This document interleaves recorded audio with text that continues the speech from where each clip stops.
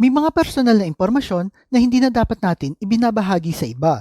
Hindi ko tinutukoy ang iyong asawa o ang tunay na pinagkakatiwalaan mong kaibigan, kundi ang pagbabahagi ng mga impormasyon na ito sa ibang tao na kailan mo lang nakilala o ang pag-post nito sa social media. Dahil hindi mo na dapat ibinabandera ang lahat ng tungkol sa buhay mo. Kaya sa video na ito, pag-uusapan natin ang 5 bagay na dapat ay sarilinin mo na lang. Una, ang iyong love life.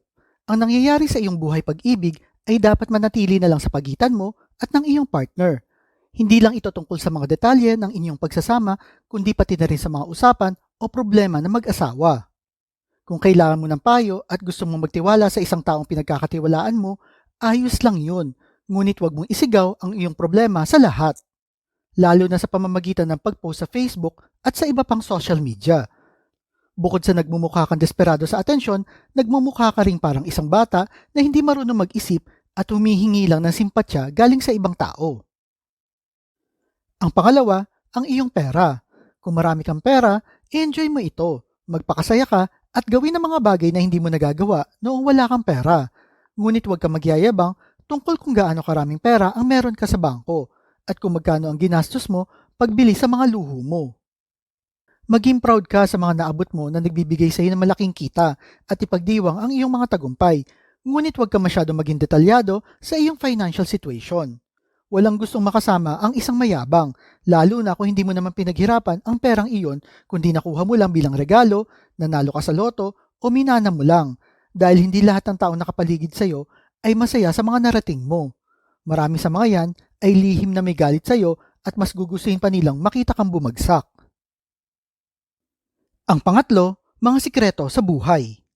Ang sikreto ay sikreto. Tandaan na kahit ang pinagkakatiwalaan mong kaibigan ay pwedeng ipagkalat ang sikreto mo kapag nagkaroon kayo ng problema. Kaya nga di ba sabi sa kasabihan, your best friend can be your worst enemy. Dahil kapag dumating sa point na nag-away kayo, gagamitin niya lahat ang sikreto mo para mapabagsak ka. Umiwas din sa mga taong mahilig makisawsaw sa chismis tungkol sa pribadong buhay ng iba at lalong huwag kang magsalita ng masama tungkol sa isang tao kapag wala siya. Sa halip, lagi mag-ingat sa mga taong magsasalita ng masama tungkol sa iba kapag wala sila dahil kapag nagkaroon ng pagkakataon, sila rin ay magsasalita ng masama tungkol sa iyo. Ang pang-apat, mga sama ng loob. Sa isang diskusyon, siguraduhin na mag-focus lamang sa partikular na problema na pinag-uusapan sa oras na iyon. Iwasang ibalik ang mga nakaraang sama ng loob at mga problema. Ang nakaraan ay hindi magbabago. Iwasang gamiting basehan ng iyong kasalukuyang mga problema ang mga problemang nakalipas na. Ang pagkapit sa mga nakaraang issue ay kadalasang nangangahulugan na kulang ka sa argumento upang suportahan ang iyong mga diskusyon base sa kasalukuyang nangyayari. At ang mga taong gumagawa nito ay alam nila na mali sila, ngunit ayaw nilang aminin kaya't naghahanap sila ng ibang bagay na wala sa context upang suportahan ang kanilang opinyon. Kung di man ito related sa topic na pinag-uusapan ngayon, iwasang banggitin ang mga nakaraang pagtatalo dahil lalo lang lalala ito. Ang panglima, ang iyong mga goals sa buhay. Kung meron ka malaking goal na gusto mong marating, iwasang ibahagi ito sa buong mundo bago mo pa ito maabot.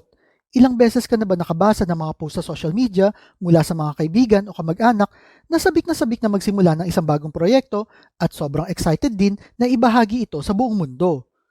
Meron nga akong kakilala na tuwing every 2 to 3 months ay may bagong idea na magpapayaman daw sa kanila.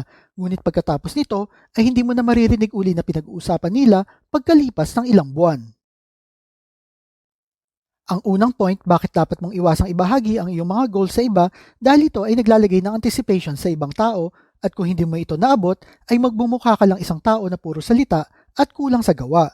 Bukod dito, ang mga opinyon ng iba ay maaaring magdudot lamang sa iyo ng kalituhan. Makakatanggap ka ng maraming unsolicited advice mula sa mga taong malamang ay wala namang karanasan sa kung ano ang gusto mong subukang gawin. Agad kang huhusgahan ng mga taong wala namang kaalam-alam sa kung ano ang gusto mong ma-accomplish at karamihan sa mga ito ay malamang na umaasa na mabigo ka upang may mapag-usapan lamang sila. Sa madaling salita, wala naman talagang tunay na benepisyo ang pagbabahagi ng malalaking goals at plano sa buhay mo sa ibang tao. Ito ay dahil na rin maraming bagay ang maaaring magbago habang ikaw ay nasa proseso ng pag-aabot ng iyong mga layunin. Maaaring makaapekto ang mga negatibong opinyon ng ibang tao sa iyong determinasyon at motivation. Dagdag pa rito, ang pagbabahagi ng iyong mga plano ay maaaring magdulot lamang ng labis na pressure at expectations mula sa iba. Ang mga hindi inaasahang balakid at pagbabago sa sitwasyon ay maaaring maging dahilan ng pagkaalantala at pagkabigo, at ang mga taong una mong pinagsabihan ay maaaring magdulot ng karagdagang stress sa iyong sitwasyon. So ikaw ba, ano pa ang mga bagay sa buhay mo na hindi mo dapat i-share sa ibang tao? Type mo naman sa comment section below. At kung mahilig kayo sa mga videos tungkol sa pera, motivation na business, like and share nyo lang ang video na ito at kita-kita po ulit tayo sa mga susunod na video.